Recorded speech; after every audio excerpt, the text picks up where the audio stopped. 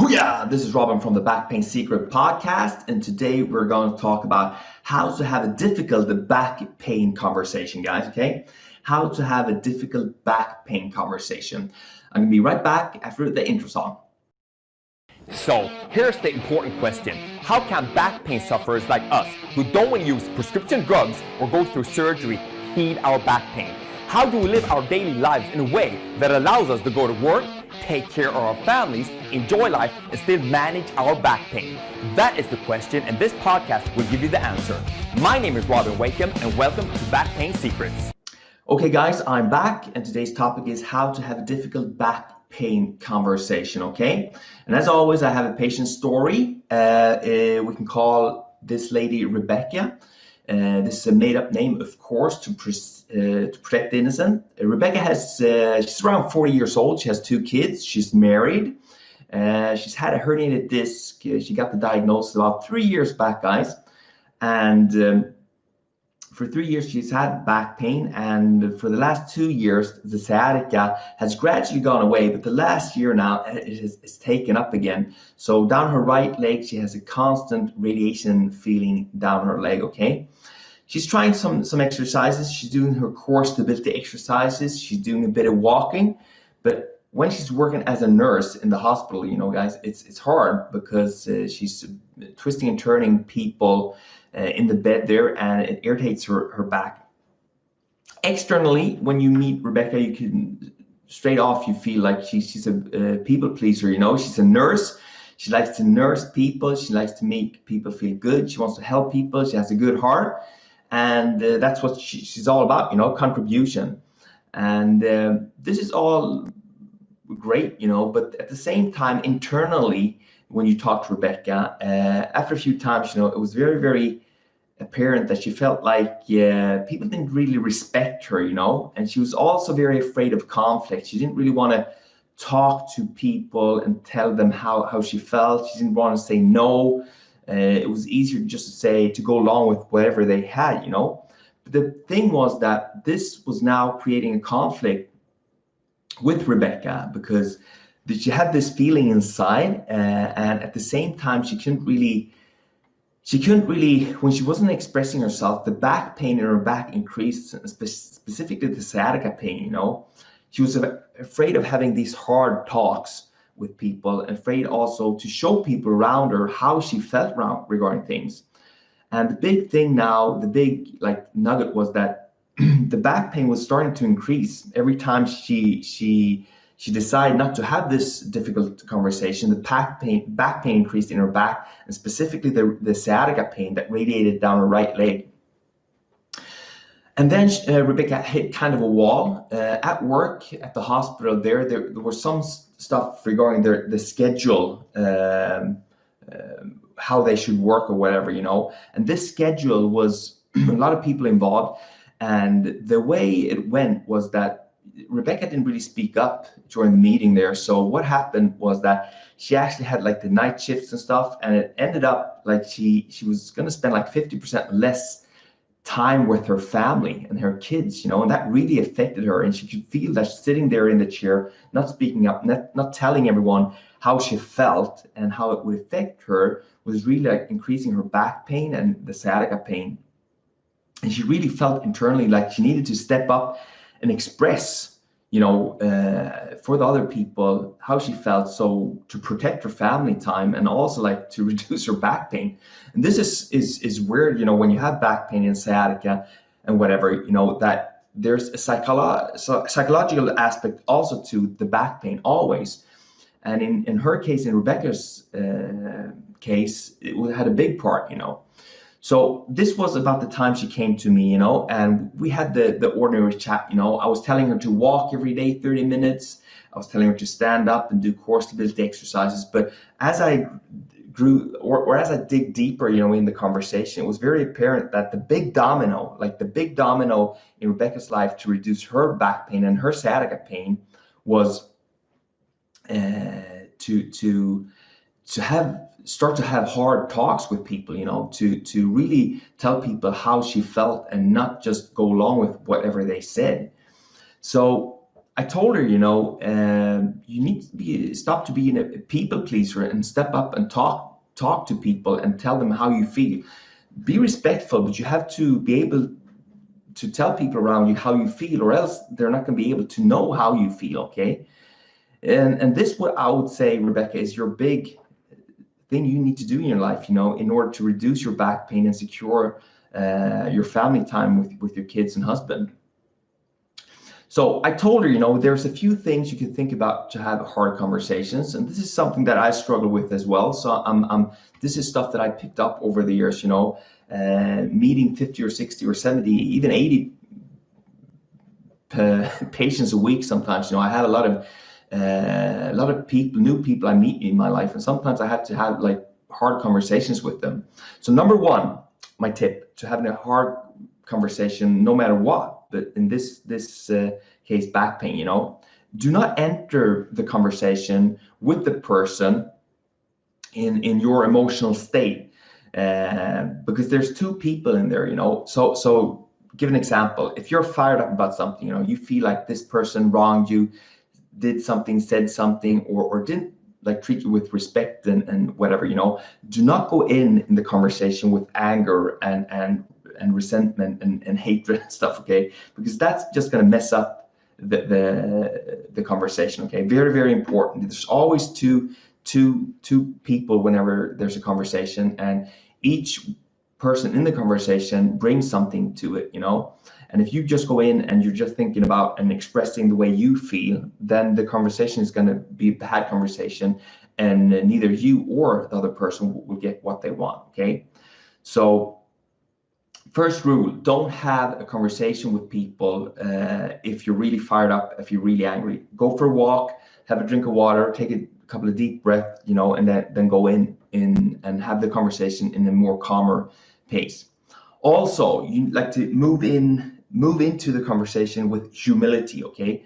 And what do I mean with that? What do I mean with humility? There's always two sides to a story. You need to remember that, okay? And whenever you go into a conversation, you never ever know the whole story, okay? And bring kindness to the conversation. This might sound really, really like chicken shit, like you're not expressing yourself, and I'm not talking about that. It's about the end result, Go in with humility. There's always two sides to a story. You don't know the whole story. There's always two sides, and bring kindness into the conversations. That's number one, okay? And number two, begin with the end in mind, There's a book out there called The 7 Habits of Highly Effective People, okay? It's like sold like 10, 12 million copies. Is really, really popular. And it's a concept in there that says, begin with the end in mind. And it's very, very important that before you go in and have this hard conversation, that you go in and you think about, before you go into the conversation, how do you want the other person to feel after the conversation, okay?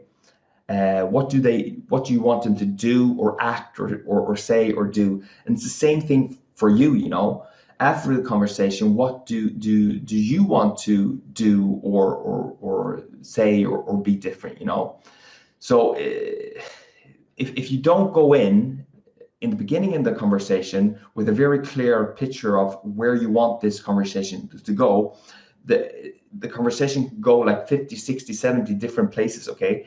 Everyone gets confused, and chances are that you're going to increase the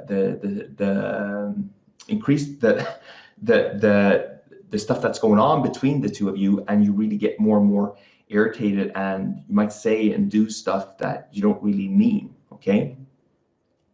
So there's like a 3-step process that you can use, okay, that really can't really piss anyone off if you present it in the right manner, okay? So number one, let's say, for example, that you that are watching now, we're having a conversation now, and you did something, it could be whatever it is, and really pissed me off, And my goal in this conversation is that we should resolve this, and if I tell you this in this way, and if I express myself in this way, chances are that we're going to resolve it, or the chance is going to increase much more, okay? So first off, I would say like, I saw or heard you do something, okay? I saw or heard you do something, and that we can call that X, okay? And then number two, that's how you feel, okay? I would say, I saw you did and said this, okay? And it made me feel in anger, confused, upset, whatever. We can call that Y, okay?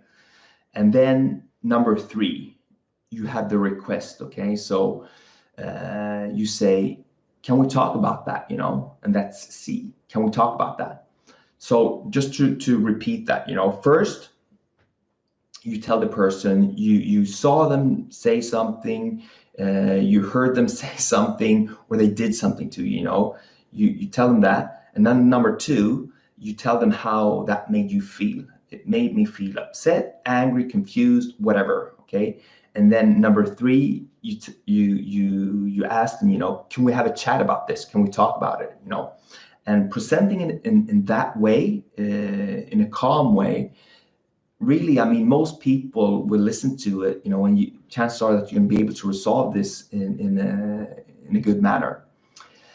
And then also number four, and this is something that I've worked with quite a bit myself, over the years. I'm 25% Italian. I have 25% Irish blood in me. I'm Canadian and I'm Swedish. Okay, and I would say that the Irish and Italian parts of me, growing up, I'm 46 years old now.